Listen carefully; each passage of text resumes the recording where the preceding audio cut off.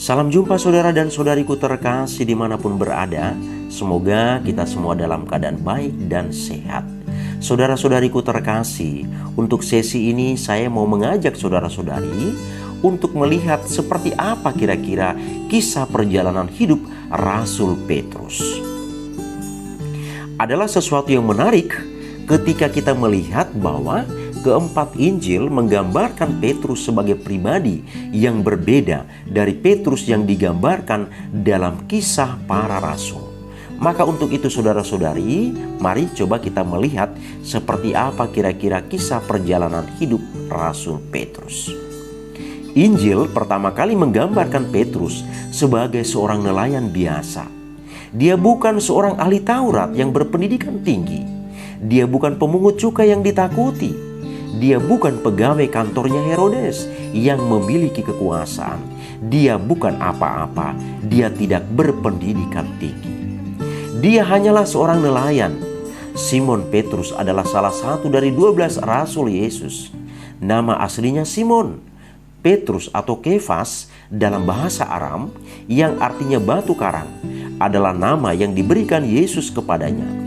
Ia adalah seorang nelayan dari Galilea yang diberi posisi pemimpin oleh Yesus dan dipandang demikian pula oleh rasul-rasul yang lain. Saudara-saudariku terkasih, menurut Injil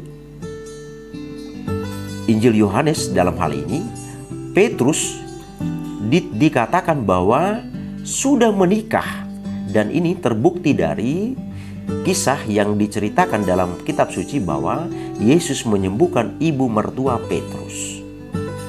Petrus dan saudaranya Andreas adalah rasul-rasul pertama yang dipanggil oleh Yesus sendiri. Petrus sedang mencari ikan di danau Genesaret ketika Yesus menghampirinya dan berkata, "Mari ikutlah aku dan kamu akan kujadikan penjala manusia." Versi Injil Yohanes menceritakan bahwa Andreas yang sebelumnya adalah murid Yohanes, dialah yang pertama kali bertemu dengan Yesus. Dia juga yang membawa Simon Petrus saudaranya kepada Yesus.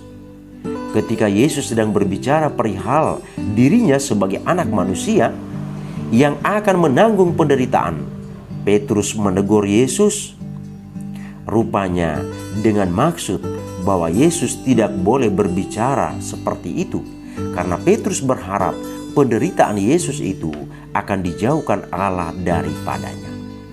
Maka saudara dan saudariku terkasih, Yesus pada saat itu marah kepada Simon Petrus, sebab penderitaan jalan salib harus ditanggung oleh Yesus, dan itu adalah kehendak Bapa bagi keselamatan dunia.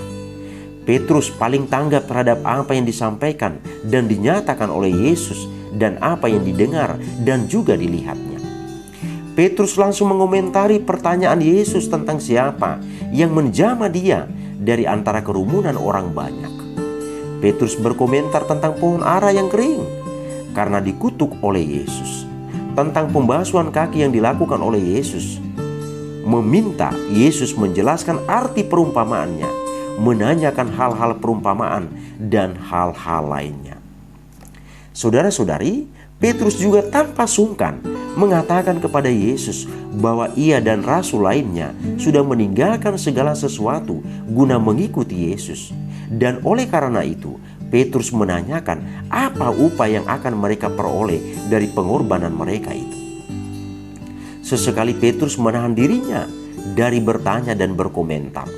Mungkin Petrus sendiri menyadari bahwa dari antara para rasul, ia saja yang selalu banyak berkomentar dan bertanya.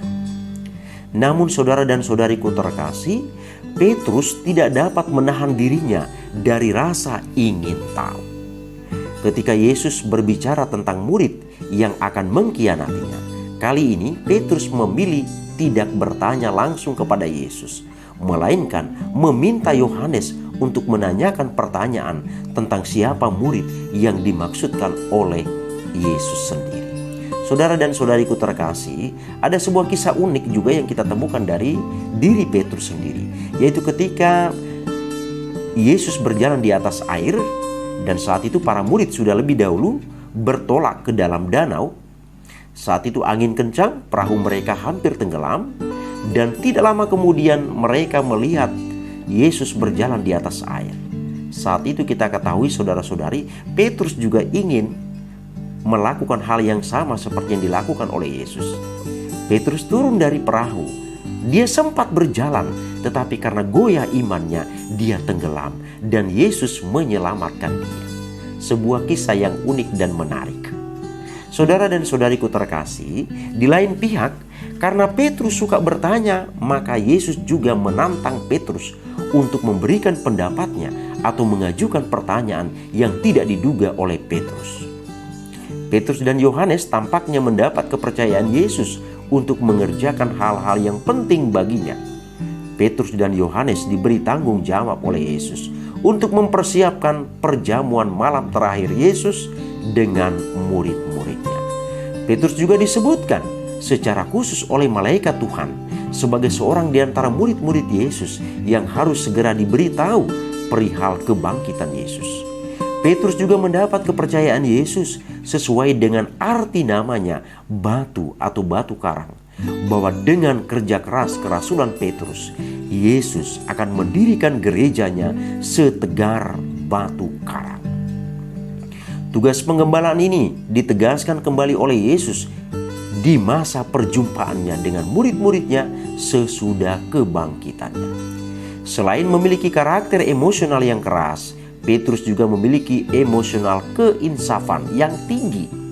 Ketika Yesus berkata kepadanya untuk menebarkan jalannya di tempat yang lebih dalam agar mendapatkan ikan, Petrus dengan jujur mengatakan kepada Yesus bahwa ia mengikuti arahan Yesus itu hanya karena Yesus yang menyuruhnya.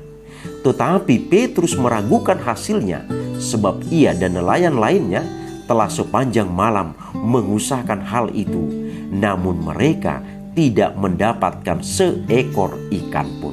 Ini juga merupakan sebuah kisah menarik, saudara-saudari, yang kita temukan atau kita dapatkan dari pribadi Petrus sendiri. Akan tetapi, kenyataan membuktikan kebenaran perkataan Yesus.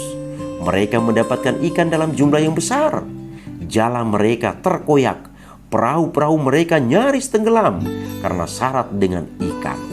Menyadari bahwa ia sempat meragukan perkataan Yesus, maka Petrus tersungkur di hadapan Yesus dan mengakui kesalahannya. Jadi Petrus ini agak-agak lucu juga pribadinya kalau kita lihat saudara dan saudari.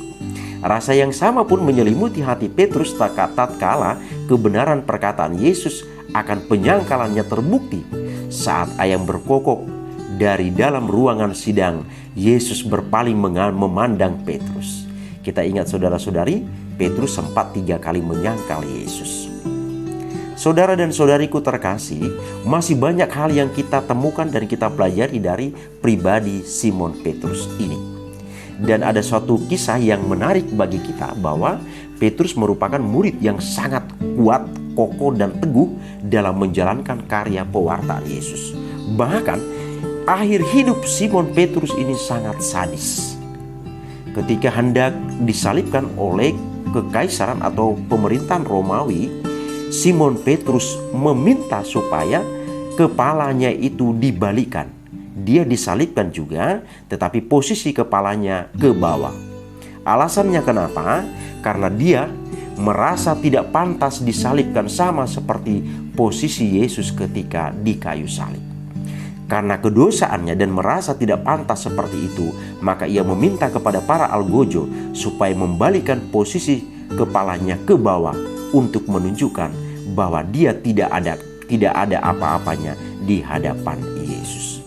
Demikian saudara-saudari pemaparan tentang kisah hidup Simon Petrus. Semoga membantu kita untuk semakin beriman kepada Yesus Kristus penebus kita.